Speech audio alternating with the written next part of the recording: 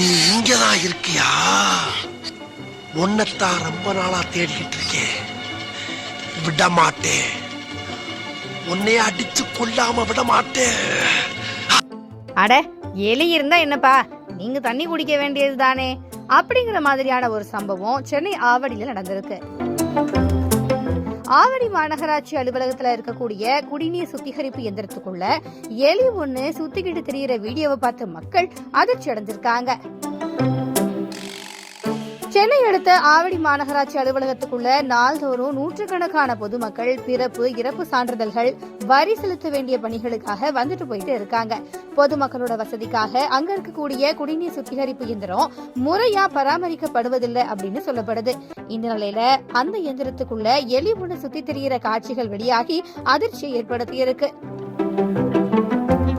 இதனால அந்த நீரை குடிப்பவங்களுக்கு நோய் தொற்று பரவுற அபாயம் இருப்பதனால மாநகராட்சி நிர்வாகம் முறையான பராமரிப்பு செய்யணும்னு பொதுமக்கள் கோரிக்கை விடுத்திருக்காங்க. இது தொடர்பா மாநகராட்சி ஆணையர் ஷேக் அப்துல் ரஹ்மான் IAS கிட்ட கேட்டப்போ, நாங்க அஜாக்கிரதையானா இல்ல, ஆனா இந்த கருத்தை மக்கள் ஏற்கிறதா இல்ல. அப்படி டெய்லி சுத்திகரிப்பு நடந்திருக்கு அப்படின்னா எப்படி ஒரு எலி வர்ற வரைக்கும் அந்த இடத்த விட்டு வச்சிருப்பாங்க அப்படிங்கிறது தான் மக்களோட கேள்வியா இருக்கு.